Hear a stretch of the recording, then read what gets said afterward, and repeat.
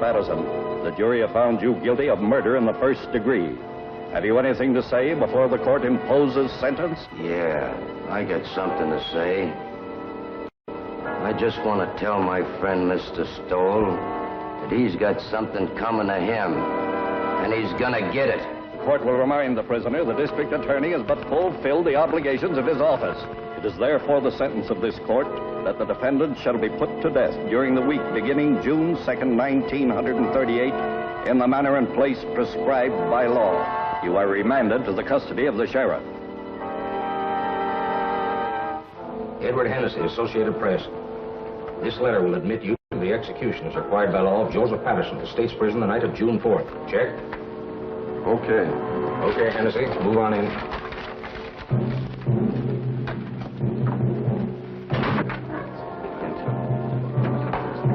Better save some of that till you come out. Well, boys, it looks like Patterson's going to get it all right. Yep, he gets it this time. The DA sure killed the reprieve. Went to the governor himself. He's a tough hombre, all right, all right. Who, Patterson? No, Stoll, the district attorney. You said it. All right, boys. This way, please.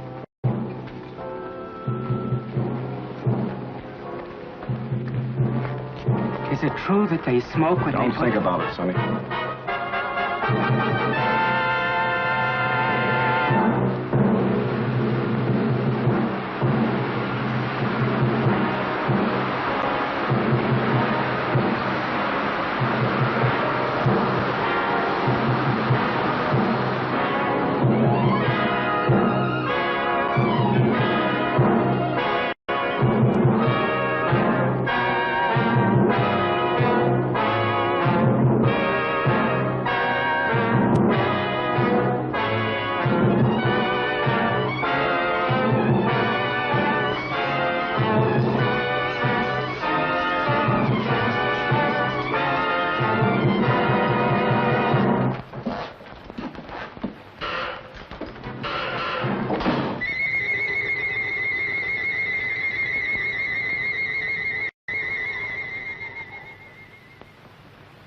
Well, that's that.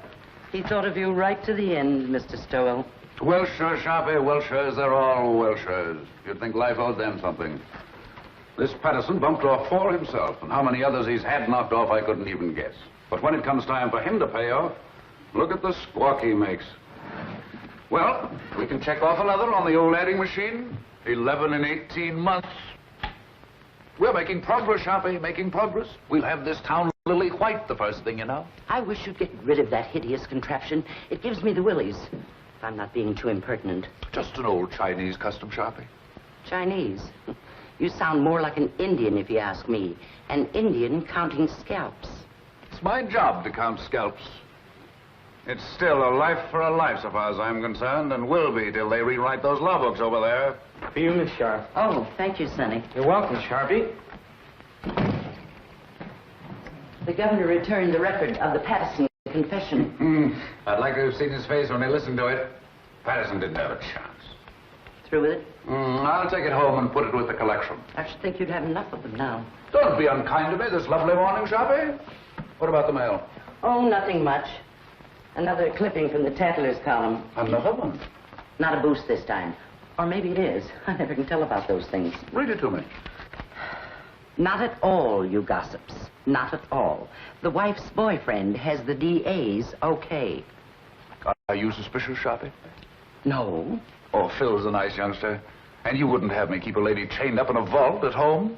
Or would you? No, except that I've heard that husbands should go home once in a while. And I've also heard there's more to life than crime. You certainly keep your ear to the ground. And I've also heard that tonight, if I'm not being too impertinent... Yes? Kirk and Murphy are here. Send him in. It's Kirk and Murphy. They've been working on that telephone thread. Yesterday's... We traced that call, Chief. Hello, Sharpie. Came from a drugstore over on Christopher Street, but there are no guesses. A lot of Patterson's boys hang out in the joint, but you can't pin it on any of them. It's a pay station. Everybody on the street uses it. Yeah, going all the time. Better forget it, Kirk. Probably cold now, anyway. I don't know. Patterson's boys are pretty much head up. I wouldn't worry. I figure they wanted to give me the business yesterday before I got to the governor. But it's too late now. They all want to get you, Murphy, when you first send them up. But prison cools them off. There'd be no prosecutors if it didn't. Burning doesn't cool off the relatives any, Mr. Stoll. I'd keep an eye out if I were you. Patterson's got no relatives. Only a kid cousin, and he's in Mexico. Thanks, boys. Thanks. Right, we'll forget it. Keep moving, Sharpie. Oh, Chief, you sitting in on that quiz tonight? You bet. I wouldn't miss that. Okay. Are you serious? If I'm you're not being too impertinent. Oh, serious about what? You're going to that quiz tonight. Of course I'm going. Yes? Oh, put her on. It's Mrs. Stoll. Hello, darling. Yes, this is a surprise. We were just talking about you, Sharpie and I. Of course it was nice. Today? Yes, this is the 5th. Yes, Lucy? I should say I do know. Of course, darling, it's your birthday. You thought I'd forgotten. I should say not. Certainly, darling, I'll be home early. We'll put on our good clothes and make a night of it. Dinner in the theater. That's right, Lucy. And darling, there's a package on the way, but don't open it till I get there. Absolutely. I'll be home early. Absolutely. Thanks, Sharpie, thanks. I don't know what I'd have done. Just my ear to the ground again. I tried to tell you. That gift on the way idea was an inspiration. I'd never have been forgiven. I told Treganis to send a tray down for selection. A pair of diamond clips would be nice. Small ones. I'd forgotten completely. I'm a fine husband, I am. I'll order the flowers. Orchids, don't you think? Yes, that would be fine. I'll telephone Mr. Kirk not to expect you at the quiz tonight. Yes, I suppose I'll have to miss that. Unless you plan to be in 2 places at once. Too bad, though. I should be in on that. Are you going home or not? Yes, oh yes, I'm going home. Don't worry, Sharpie. I'm glad of that. I don't know of anybody just now who could take your place. 10, 15, 24 left to go, Sharpie.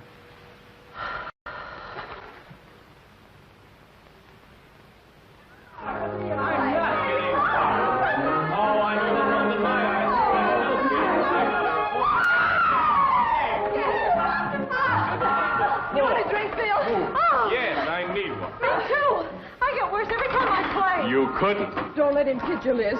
Thank you, Creola. I didn't know, Miss Stowell, if you wanted the ice melted or not. Oh, no, Creola. I think it's better this way. Thank you, ma'am. I can't believe it. She's marvelous. She's my new maid, but you should taste her biscuits. They're wonderful. I'll taste a highball if it's all right for everybody. 2 fingers, please. Don't make it too weak.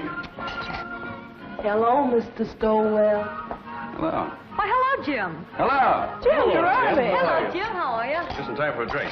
Happy birthday, darling. It is now. I didn't know, Lucy. Why'd you keep it a secret? All the old girls do, Elizabeth. Hiya, Phil.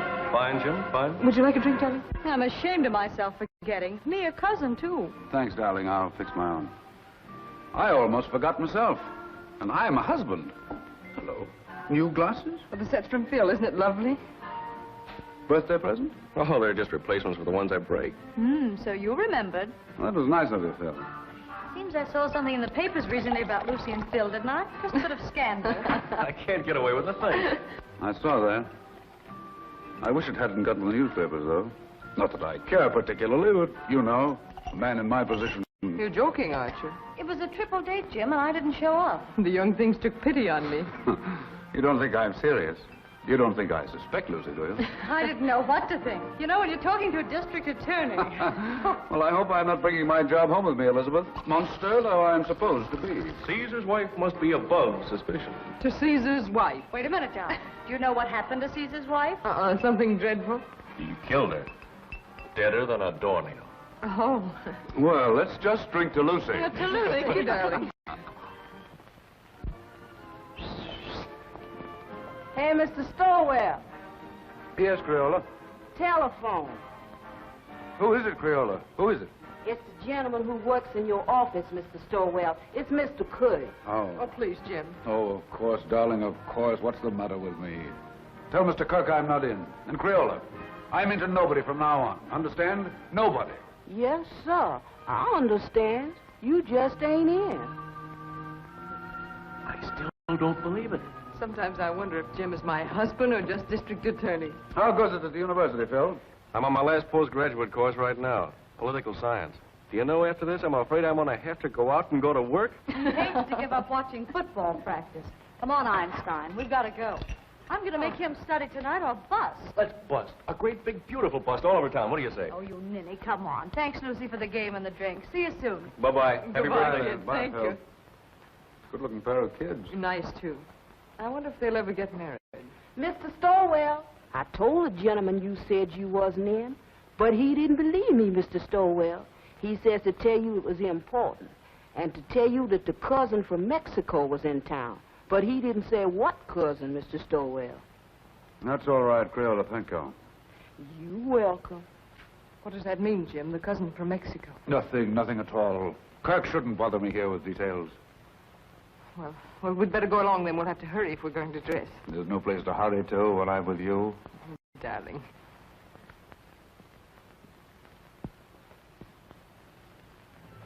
These clips are so lovely, Jim. You know, I really hoped for them. Smart girl. I bet you hoped me into them. Well, don't people say that if you hope hard enough for anything, it comes true? Only foolish people, darling. Hope's a cheat, and not a very kind one. Must you be cynical tonight? Oh, don't listen to me.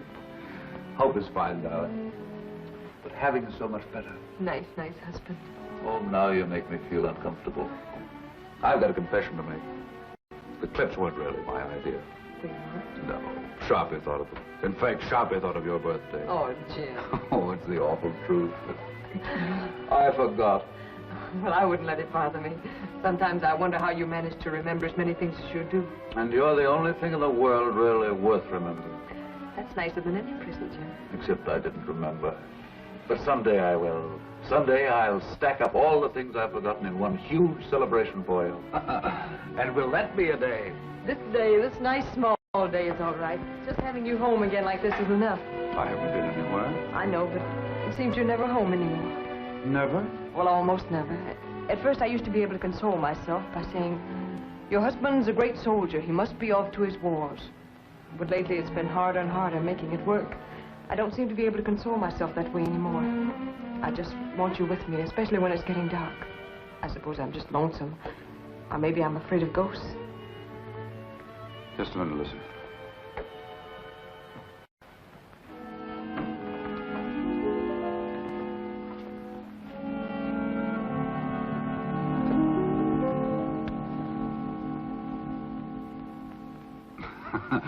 Just in case of ghosts.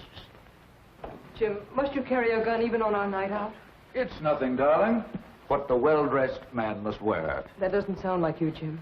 I know you're just trying to put my mind at ease, but you didn't used to joke about things like this. It's nothing, Lucy, I promise you. But it isn't nothing. When you scolded Liz this afternoon when she was joking about Phil and me, you said you didn't want to bring your job home with you. Now you are bringing it home with you. You really mean it, Lucy? Well, look, Jim, we can't even go out on a birthday celebration without your being armed. I'm sorry, Lucy. But it isn't as serious as you think. The gun has made everything sort of melodramatic. But I didn't realize that I was bringing the job home with me. Sharpie accused me of it, but I wouldn't listen. I've been wrong. I stand convicted. Pardon me, Governor, and I promise it won't happen again. But it isn't just the gun, Jim. I know, darling, it's me. It's the job. It's everything about me.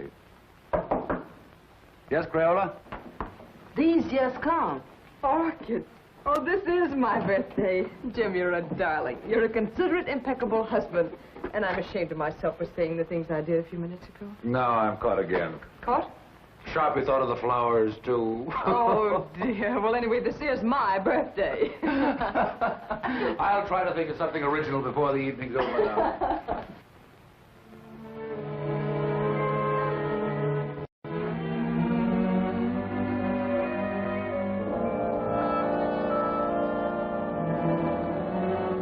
Nice evening, ma'am. Perfect, Jenks, perfect. Been some time, Jenks, since we've made an evening of it. But Mrs. Stowell with us it is, sir. Why, Jenks, you mean? Oh, no, ma'am, I didn't mean it.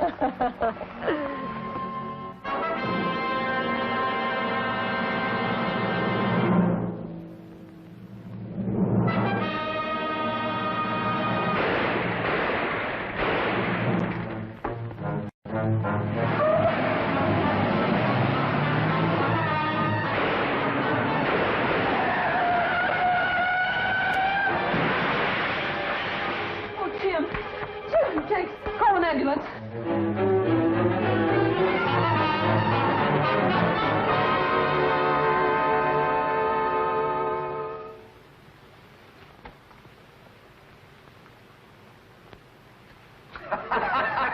Thanks, Steve.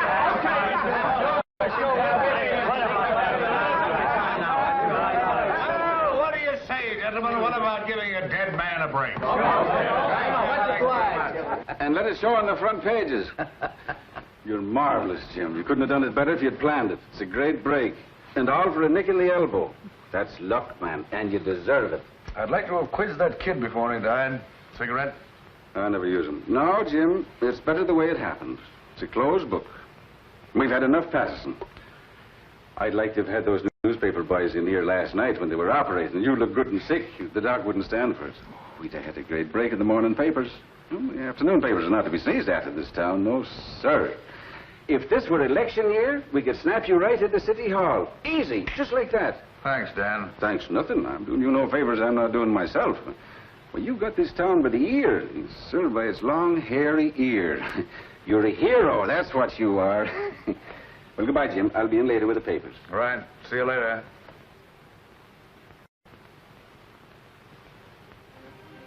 We've all gone, darling. Enjoy your walk. Oh, yes, Jim. While I was walking, I did a lot of thinking. An awful lot, Jim. Bad for your complexion, darling. I heard those reporters talking coming out of the elevator.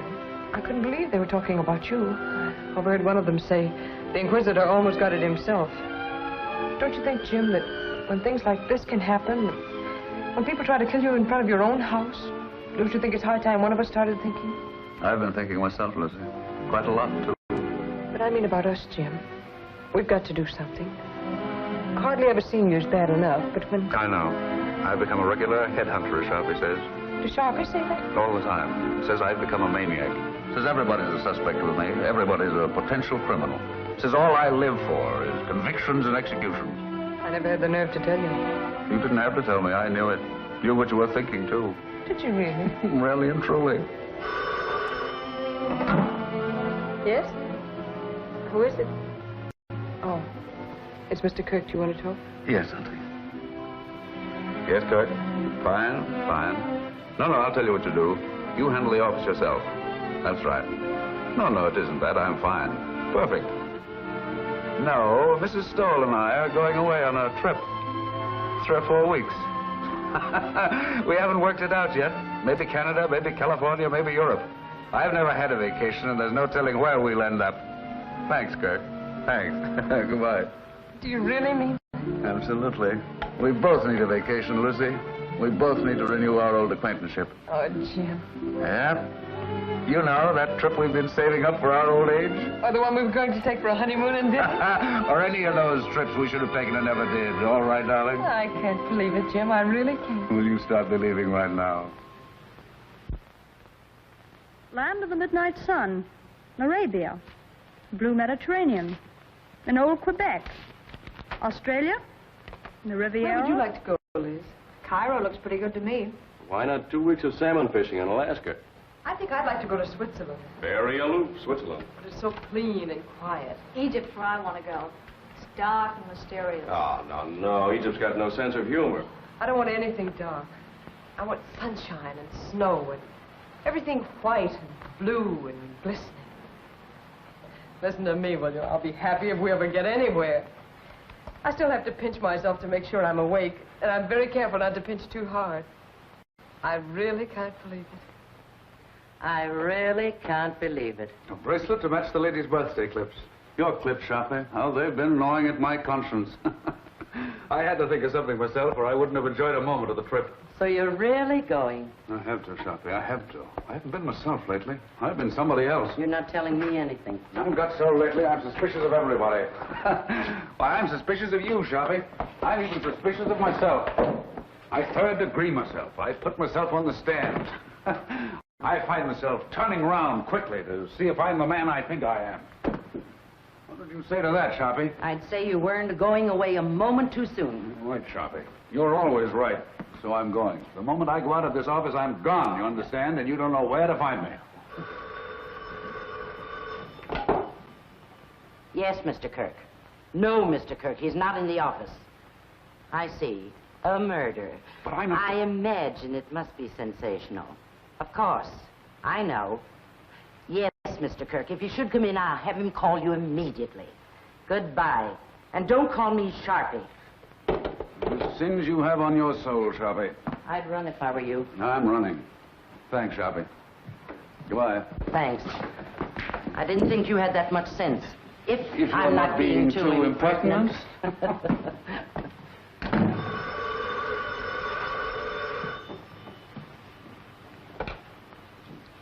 Sorry, Mr. Stoll's not in the office, and I don't know where to find him. Oh, it's the police headquarters. I'm sure it must be very important, but I have no idea where to find him. So sorry. So very sorry. Goodbye.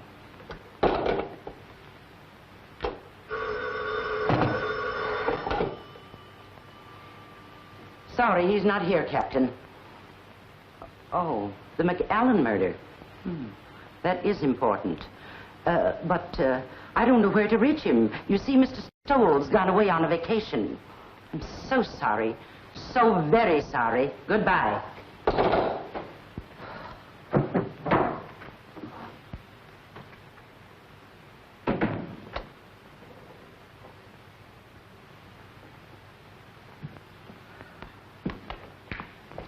Hello, Sharpie.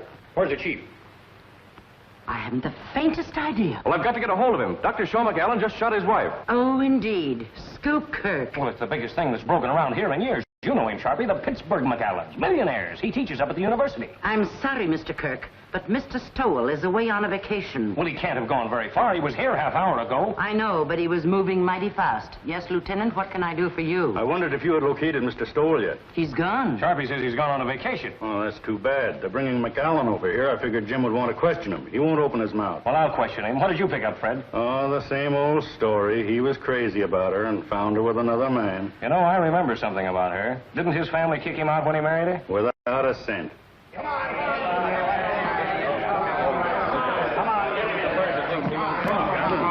Sit him down there. Well, we'll see if the district attorney can make your call. Now, quiet! Shut up! I think I'll be going now, if you gentlemen don't mind. See if you can locate the chief.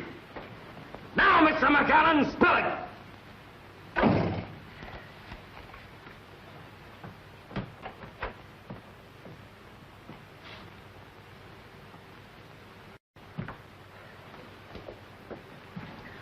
Lock up when they're all through, Pinky.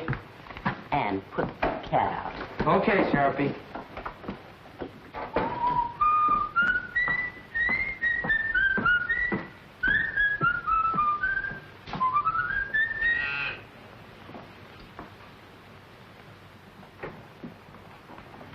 I'll only be a moment, Joe. I left something in my office. And you remember nothing, Dr. McAllen. But you shot well enough to kill. A precise, deadly shot, Dr. McAllen. Are you sure you don't remember that? Your silence has no point, Dr. McAllen. When you shot to kill, when your gun spoke, you spoke. It's too late now for silence, Dr. McAllen. You're an educated man. You know men have been shooting faithless wives since time began. No, Mr. Kirk. Just a moment, if you please. Gentlemen, if you'll be kind enough, I'd like to be alone with Dr. McAllen for a moment. I can imagine the strain he's been under. Would you be kind enough to leave us alone for a moment? Okay, Chief. Thank you.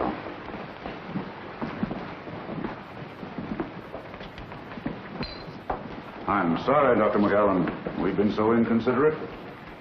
Sometimes my men allow their ambitions to run away with them.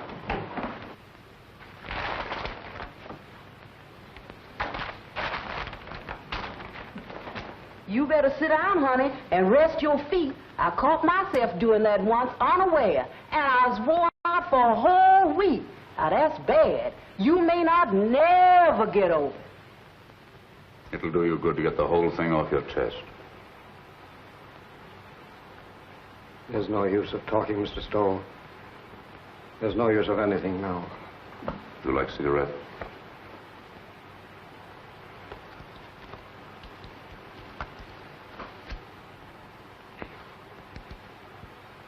Drink? I have some very good brandy. I don't want you to talk if you don't feel like it.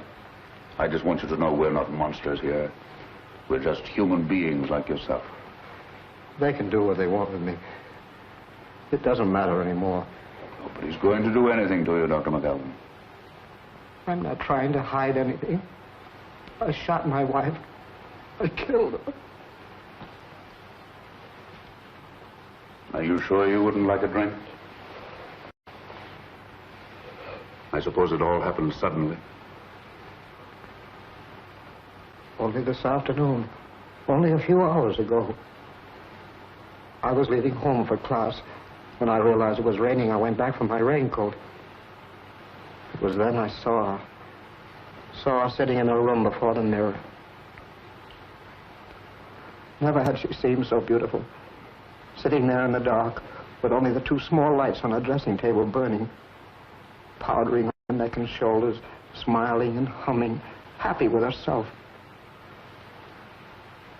Never had she seemed so beautiful as at that moment, with the mirror light shining up on her face, and the rain beating on the window behind. All husbands have moments like that. And at that moment, I realized how terribly I'd neglected her. Oh, I know it sounds horrible now, but it was for her sake I neglected her. For her sake, I worked, studied. I wanted her to have good things, and we were poor, very poor. I understand. You watched your wife before the mirror. And as I watched her, I said to myself I would never neglect her again. And then I tiptoed across the room to the dressing table. With her humming, she didn't hear me. I leaned down quickly and kissed her. Instantly, the moment I kissed her, she shivered. Her flesh became goosepimply as with cold. I saw her face in the mirror looking up at me, and all its happiness was gone. On it was a look of revulsion. I was speechless, stunned. I see. The Japanese have an expression. A woman tells the truth to her mirror. And then she recovered and looked up at me and laughed and said, "You should know better than to ruin a lady's makeup." She began to powder the spot on her neck where I'd kissed her. And she got to her feet and kissed me on the cheek. "I've got to run along," she said. "I'm playing bridge at Sonia's. I'll see you for dinner." She ran out. I stood, still speechless, and watched her go. I see. And that was how it began. My brain was on fire. I was sure there was only one explanation. She was making herself beautiful for some man, and she was going to him. She wasn't going to Sonia's. I followed her in the rain. And what finally happened, Dr. McAllen? I killed her. I know, but the circumstances. It's all unreal to me. All blurred. I was blind, insane. I saw her enter her house. I went to a window. I saw her run into a man's arms. The fire in my brain became a fury. I didn't realize I'd drawn the gun. I didn't realize I'd fired it. Until I saw her body crumble to the floor. And then I knew I'd killed her. In that instant, I knew I'd lost forever the one thing in the world I loved. It's my fault. My stupidity. My neglect.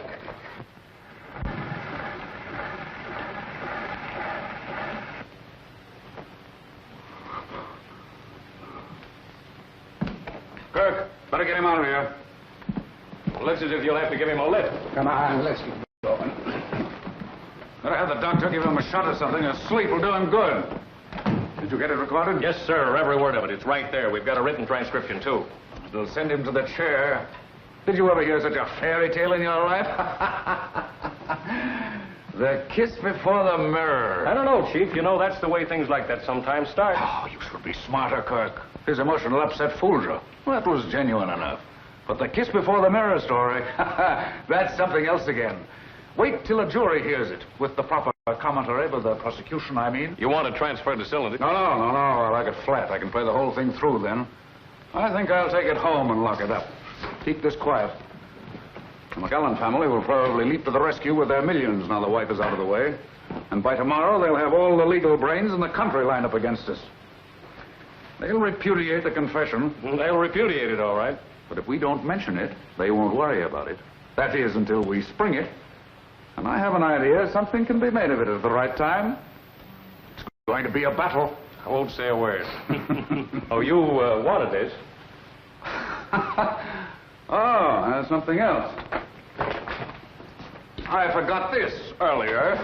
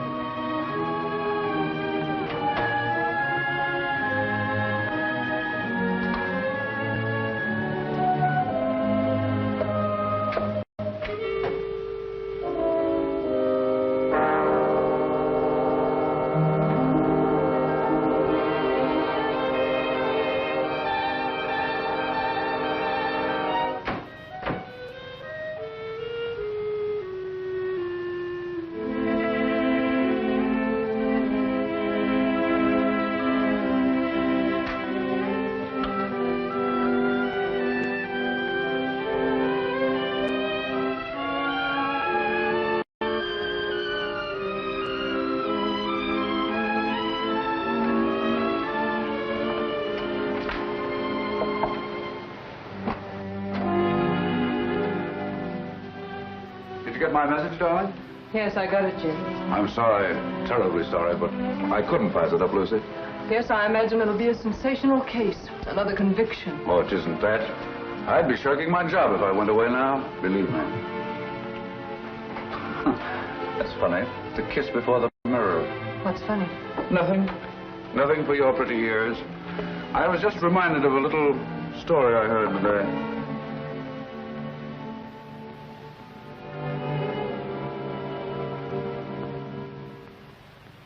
Dave Morrow to defend McAllen. Famous criminal lawyer engages family rallies to professor's aid. So they've hired Dave Morrow. When McAllen millions begin to talk. Believe me, they'll have to talk pretty loud. Whereas down the street, there's no one saying he'll buy his way out. I'd like to see someone try it. This is one case I'm going through with to the limit.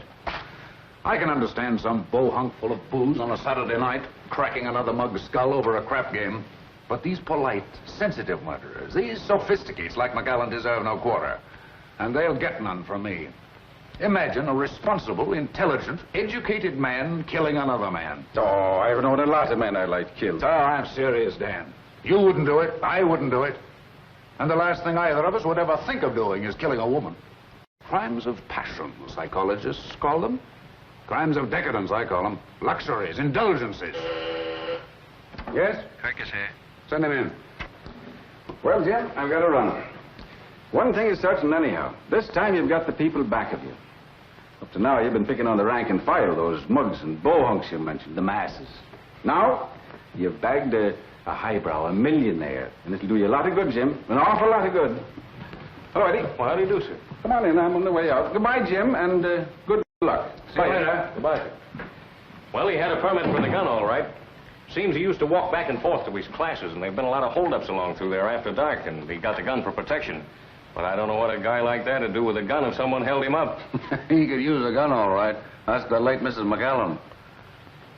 Any news of the other man? Vanished completely. Not a sign or a trace of him. He was just a lodger there. Suppose McAllen knew this man. Suppose the whole thing was framed. I don't believe McAllen could frame anything. I've had a rule all my life, Kirk. Never take any human being for granted. Just think what getting rid of his wife would mean. His family's forgiveness. Return to the security of millions. A chance to follow his studies and comfort. What is he professor of, anyway? Political science. Oh, yes, I remember. See what an opportunity this man would offer? It's true. He neglected her. He said so himself. Then why didn't he kill the man? That's what a man usually does. Kills both of them. But not a professor of political science. I was just telling Dan Ellison. McAllen's one of those sensitive murderers. Consider that fancy tale of his. The kiss before the mirror. It's raining out. He comes back for his raincoat. Sees his wife. Kisses her. She laughs at him. Suddenly he sees red. My brain was on fire. I was sure there was only one explanation. She was making herself beautiful for some man. And she was going to him. She wasn't going to Sonia's. I followed her in the rain. And what finally happened, Dr. McAllen? I killed her. I know, but the circumstances. It's all unreal to me. All blood. I was blind, insane. I saw her enter a house. I went to a window. I saw her run into a man's arms. The fire in my brain became a fury. I didn't realize I'd drawn the gun. I didn't realize I'd fired it. Until I saw her body crumble to the floor. And then I knew I'd killed her. In that instant, I knew I'd lost forever the one thing in the world I loved. It's my fault. My stupidity.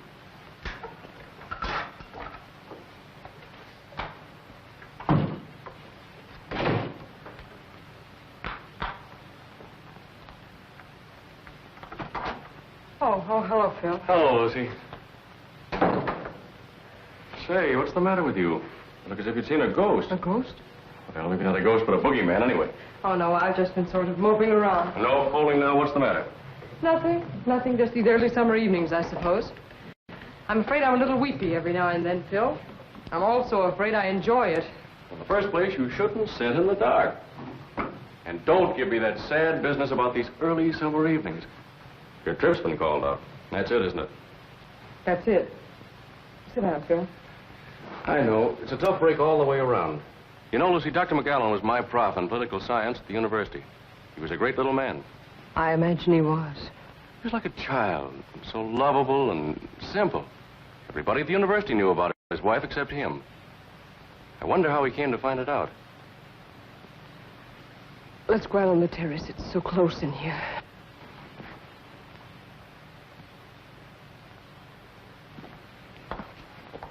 This fresh air is better. You sure you feel all right? Oh, yes, I'm all right. It was Dr. McAllen I came over to talk about, but perhaps I better let it go. You seem to have enough bother. Oh, go ahead, Phil. I'm fine now. Well, Lucy, it's just that I'd like to see the poor gent get some sort of a break.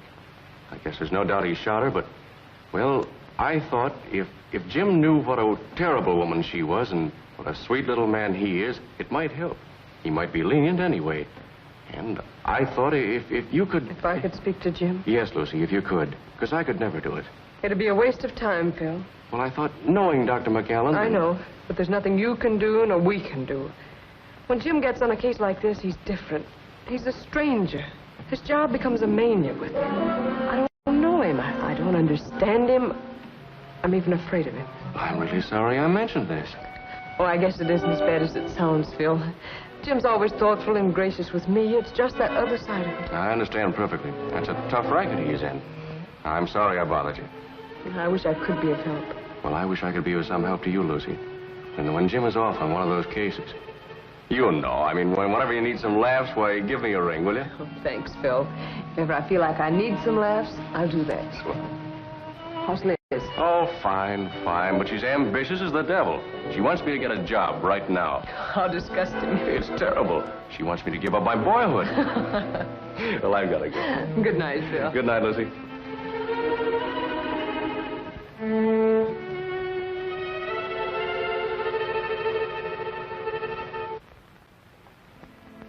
Oh, I didn't know you were here, Jim. How long have you been home? Just a few minutes.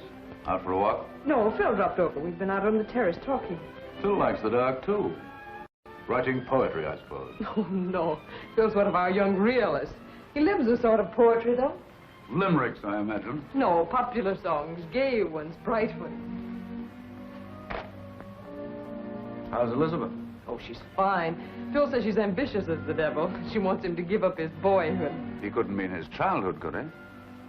What's the matter with you, Jim? Nothing. Why? Talking like that. You like Phil, don't you? You always have. Of course I like Phil. It's just my evil nature, darling. I was so disappointed not to find you here. I'm afraid I'm old-fashioned. I want my woman in the house when I come home. What's got into you, Jim? I was here. Yes, I know. I guess it was just when I found you here with Phil, I was... You don't mean jealous, do you? No, not jealous. Envious. I envied him. I envy anybody who has a single moment of your time. I envy them your eyes, your voice, your presence. I even envy them your shadow. Do you know the other morning when you told me of some wild dream you had that night? How you'd gone to a masquerade and I wasn't there? Do you know, I was furious. Furious because I wasn't there in your dream. furious with all the people who were. I didn't say anything about it, but it wasn't until I got to the office that I was myself again. Sharp is right, Jim. You are going crazy. With worship of you, darling.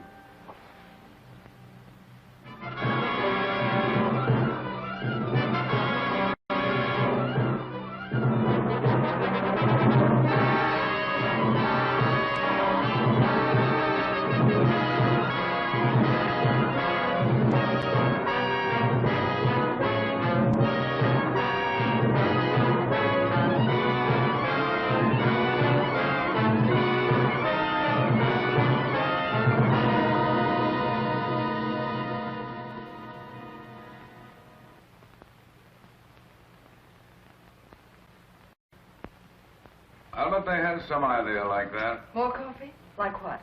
No, darling. Bribery. Using the family millions on me. I'm sure they know you better than that. Well, they're spending plenty as it is. You want another waffle, Mr. Stowell? No, thanks. You, Miss Stowell? If I ate another waffle Creole, I'd turn into one. You eat them. Oh, I can't. I was dying. A waffle or two won't make any difference. Oh, I ain't dying for my figure. I was dying for my mind. The doctor said if I didn't eat no more starch, it would take the fat off my head and I'd improve my mind. That's the telephone, Creole. Yes, I'll get it. Well, she certainly can cook. That's more than most of them can do. Hello. Yes, sir. Oh, I'm fine. Oh, that ain't no trouble at all. She's right here. It's Mr. Phil for you, ma'am. He called for you last night, but you wasn't in. Yes, Phil? Oh, you idiot. You didn't bother me at all. Yes? Oh, yes. We'll drop over later. I'll see you then. Bye-bye. Oh, excuse me, ma'am.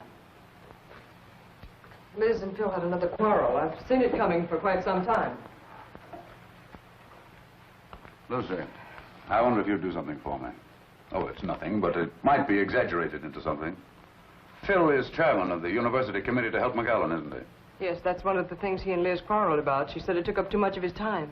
Well, you can see, with rumors about like this, bribery and so on, it might be just as well to keep away from Phil until after the trial. You understand, don't you? It seems a little silly somehow. Appearances can be awfully important. If I sound like one of those husbands, you'll have to forgive me. Goodbye, darling. Goodbye, Jim.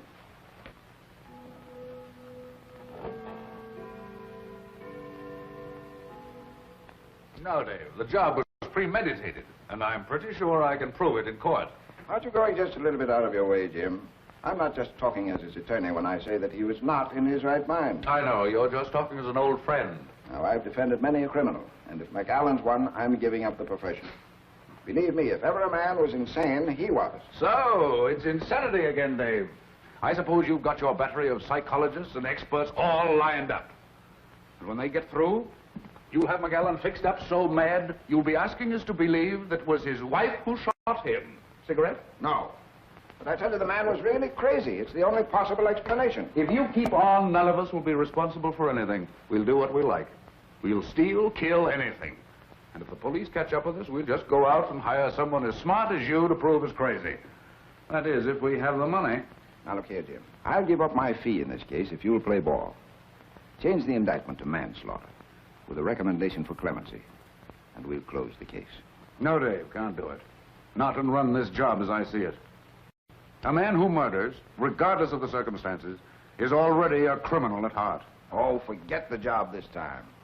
McAllen's a human being, and the most helpless human being I've ever come across. You ought to go over there and take a look at him. Ah, I get it now, Dave. You're just giving me the human interest business. No, Jim. This is no trick. I tell you, McAllen is just a man like the rest of us. A man who is madly in love with his wife and blind with jealousy. Why, what happened to him might have happened to any of us. Might have happened to me or to you. Stop your kidding, Dave. See you in court. He looks as if you'd pinned his ears back. Don't let looks fool you, Kirk. Ma's a tough and wily gentleman. We've got a fight on our hands. Choppy, will you send 24 long-stemmed roses to Mrs. Stoll right away? White ones. Any card? Any special sentiment? No, just for me. They're conscience flowers. Are you sure 2 dozen will be enough? 2 dozen will be plenty. Yes, Kurt. Tomorrow's going to be tough. But I'll send his psychologist and experts screaming back to Vienna when I get through with them. Wait till I spring that confession. A kiss before the mirror.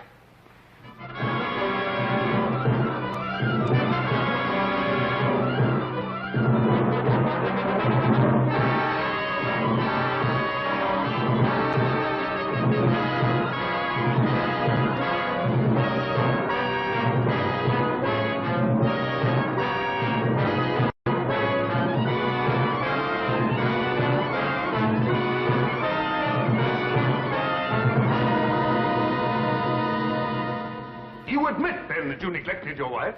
You saw little of her. You were too busy with your humanitarian studies, your plans for a better world. I must ask you again to answer yes or no. Yes. Thank you. Did your plans for a better world include, by any chance, better consideration for your wife? I object, Your Honor. The question is irrelevant and immaterial. Objection sustained. The district attorney will please control his sarcasm. You are a professor of political science at the university, is that right? Yes, Your students loved you, liked your courses. I think so. You spent a great deal of your time with them, long hours after class and in the evenings. Yes. And when your students were not with you, your work was with you, night and day. Is that not right, Dr. McAllen? Yes.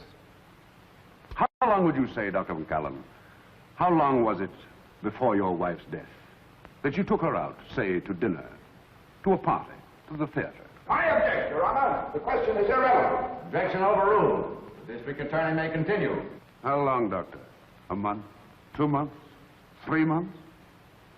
About 3 months. This, then, is the woman you loved. This woman you did not think enough of to be a companion to in her ordinary life. This woman you left to weep her heart out in her own loneliness. This is the woman you say you loved with a passion, with a madness that drove you to kill? I object, Your Honor. I object. Order! Order! Ladies and gentlemen, be seated. Order! Evening paper, ma'am. Mac Allen collapses on the witness stand. Thank you, Creole. You're welcome. Cracks after 2-hour grill by District Attorney Stoll.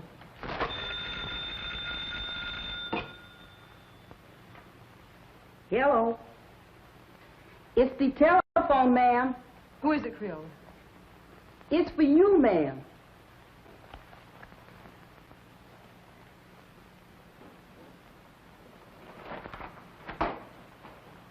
Yes? Oh, yes. Oh, yes, yes. I'll be over as soon as I can.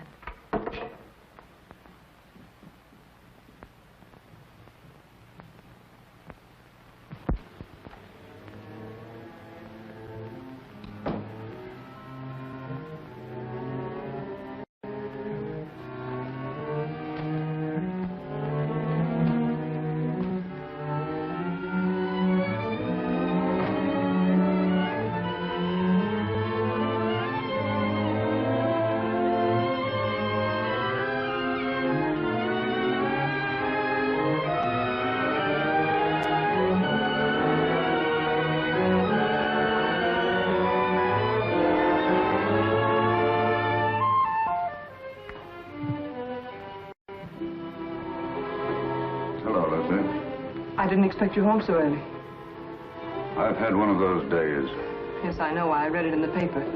Sort of a Roman holiday, wasn't it? You shouldn't read the papers, Lucy. They're not for your pretty eyes.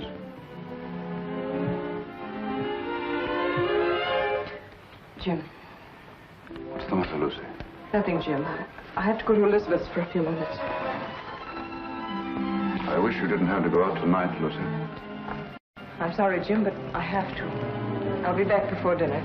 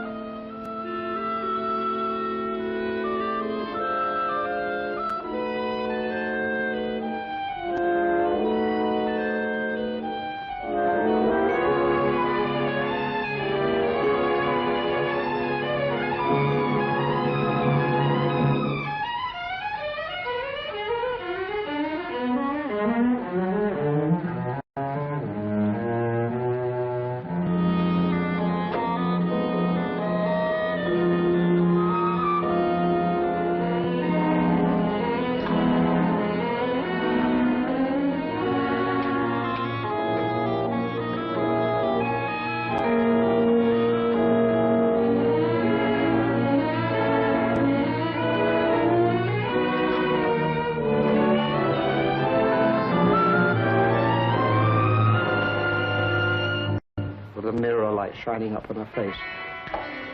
I leaned down quickly and kissed her. Instantly, the moment I kissed her, she shivered. Her flesh became goose-pimply as with cold. I saw her face in the mirror looking up at me, and all its happiness was gone. On it was a look of revulsion.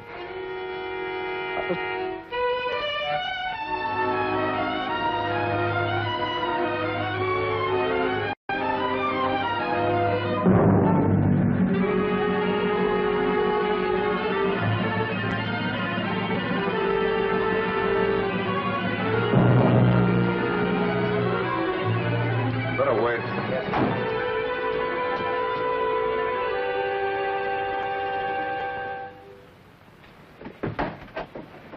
Why, Jim. Hello, Elizabeth. Is Lucy here? No, Jim. Why? Something the matter? No, I just wanted to speak to her. I'm sorry to have bothered you, Liz. It's nothing. Well, come on in, Jim. I expect her. I'm waiting for her now. No, thank you, Elizabeth. I've got to go along. I just wanted to say something to her. See you later.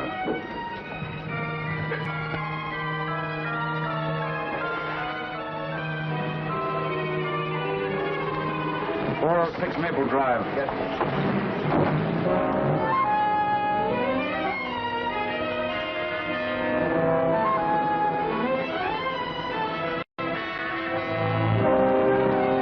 Want me to wait here for you, mister? No. You better not wait.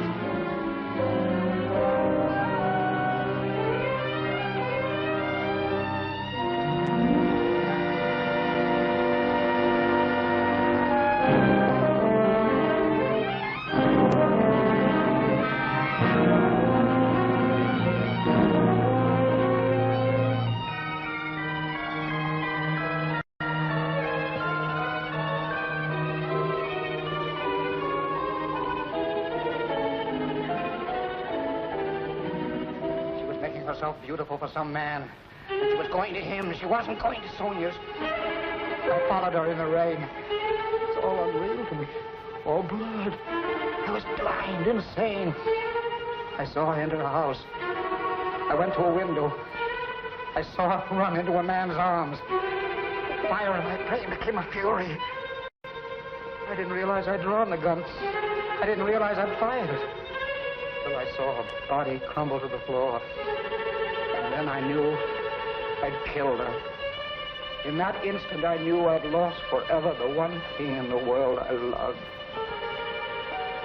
It's my fault. My stupidity.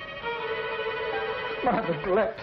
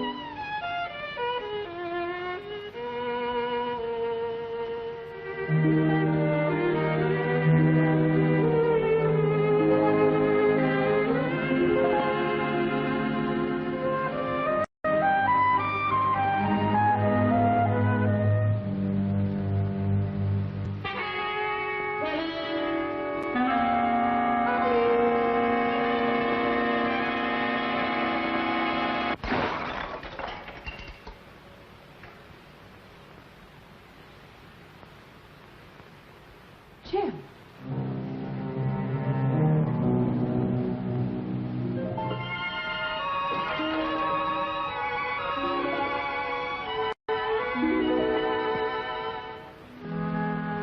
It was a stupid record.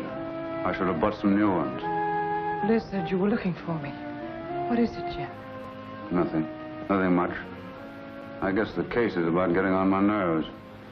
I simply wanted to tell you that I wouldn't be at home tonight. I'm staying in town. Oh, I see. It's much better if I'm near the office. Yes, I suppose it is. The office is terribly important. I can get someone to stay with me here. Yes, I'm sure you can. See you tomorrow.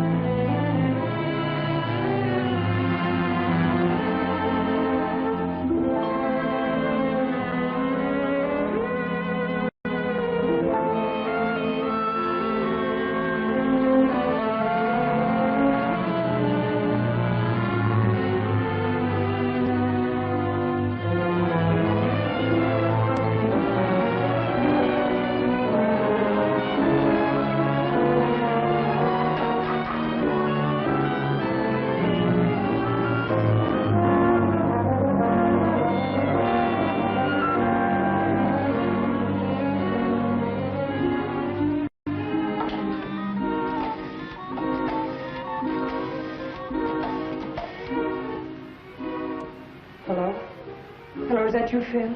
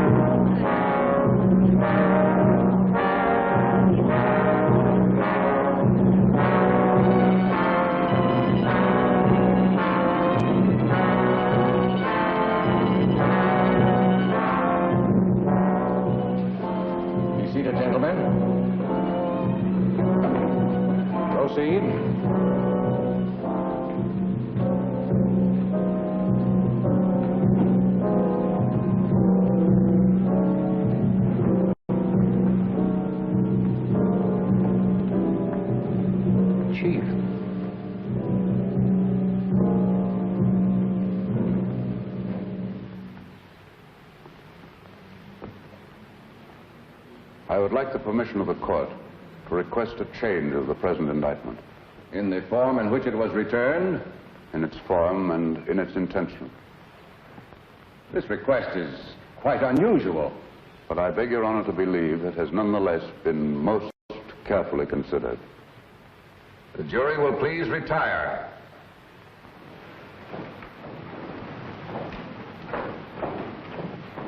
What's the matter with Stoll today? Can't figure it out, unless he's got a new act. He looks as if he's ill. I do hope nothing's happened to him.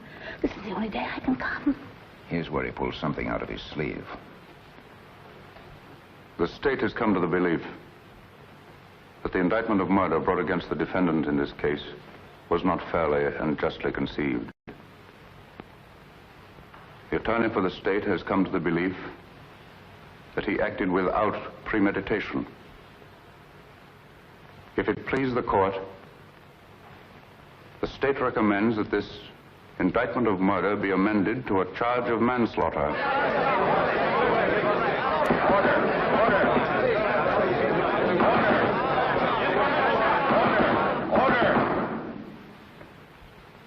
This is a serious recommendation.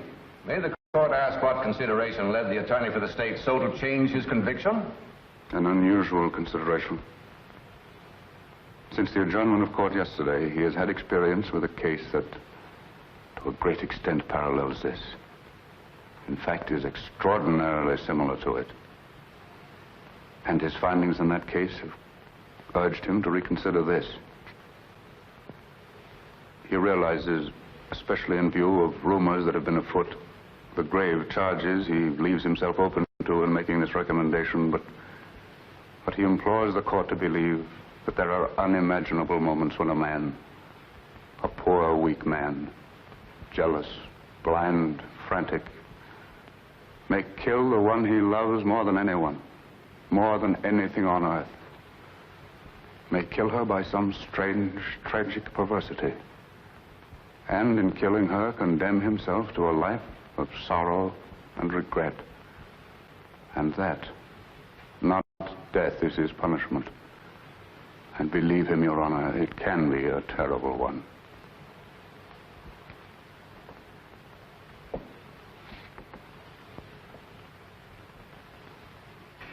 I see.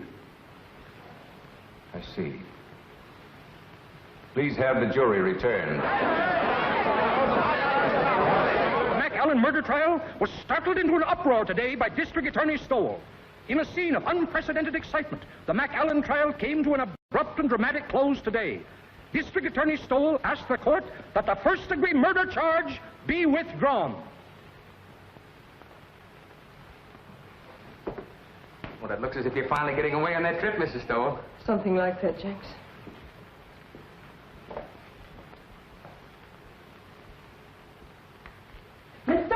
Miss Stowell, you should hear Miss Stowell. That's it, Creola. Mr. Stowell just let that McAllen man go. He let him go? Yeah, something like that. You just come on in and listen, Miss Stowell.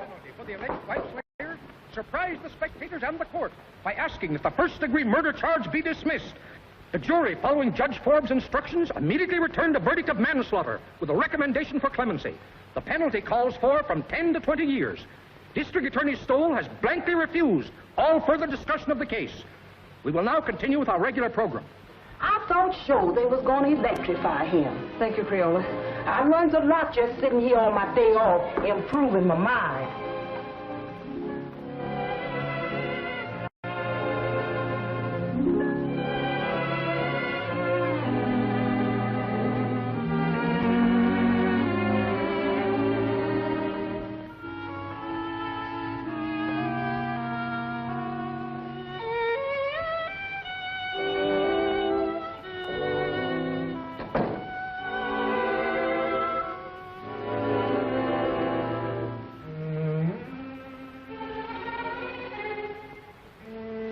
I saw Jenks outside.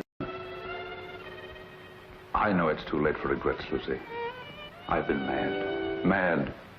There's no other word for it. No other explanation of my selfishness and stupidity. You've always been generous, Lucy. And before you go, I'm going to ask you one last great kindness. Won't you let me start all over again? Not here in this house. Not as your husband. Not even as an old friend, but just as if we'd only met.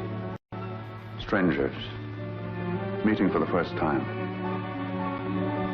Like that first snowy day in New Haven. And let me try to win you back. I don't know, Jim. When you walked out last night, it seemed that your job, the prosecutor, had won. Believe me, Lucy, I didn't know. I didn't realize what had happened between us until yesterday when I saw you sitting before the mirror. When you kissed me? Yes, when I came home. I hated you then. I just read your cross-examination of McAllen and how he collapsed on the witness stand. And you seemed to me more of an executioner than an attorney. I know. I understand, Lucy. And afterwards, when you left the room, I realized the truth for the first time. Hello, folks. I want you all to meet the young lady's husband. We were married before breakfast. Oh, Liz, I'm so happy. I don't know what I'm crying for. Come here, bride. Kiss Mr. Stoll. After all, it was his wife that did it. That's right, Jim. He was really going to run out. Don't I know? When I was over there last night, he had his bags all packed. My bag, you mean? All the happiness in the world, Elizabeth. Thanks, Jim. I don't have to wish you happiness, Phil. You have it. Thank you, Jim. I hate to admit it in front of two women, but I think you're right. Thank you, sir. Oh, Jim, isn't there a bottle of wine on ice? Not now, Jim. Save it until we get back. Come on, Victor. We've got to run. On to Niagara Falls. To Niagara Falls? Phil insists. He wants to be different. We're going to drive up in the flivver, and I tied the tin can and ribbons out all by myself. And he's made one of those just married signs, too. Didn't I read somewhere about the bridge over the falls being done? Well, we can still send postcards. That was a marvelous thing you did today. You're a great man, Jim. Hardly. I just came to my senses, that's all, Phil. Well, come on, Liz. We've got to be moving. Well, goodbye, Phil. Goodbye, Jim. Goodbye, Lucy. Goodbye. Good luck. Thanks again, darling. Forget it. Ring us up when you get back. Come on, Mama. We got to go. Don't call me Mama. I don't like it. Well, you better get used to it. Hello. It's the telephone, Mr. Stowell. Who is it, Creola? It's that Mr. Allison from the office, and he said it was most urgent. No, Dan. Oh, I've had enough of the job. Enough for a while, anyway. That's right. No, I won't do it. No, I'm not resigning, Dan. The job's all right. The trouble's with me. I've just got wise to myself. But, Jim, the newspaper boys are packed outside, and there's some pretty nasty talk going around. Yes, bribery. The McAllen millions, you know what I mean. Let them talk. Let them investigate. Let them do what they like. I'll take care of them all when I get back. Let me talk to Sharpie. Yes, Mr. Stowell. With the greatest of pleasure.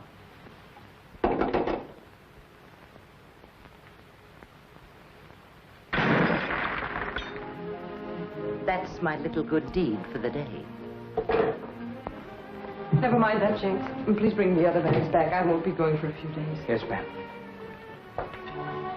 At first, I couldn't believe my ears. Someday, darling, I'll tell you a story and you won't believe your ears. About us? About me. About my great reformation. It happened last night. Tell me. I'll tell you on the boat for Europe, darling.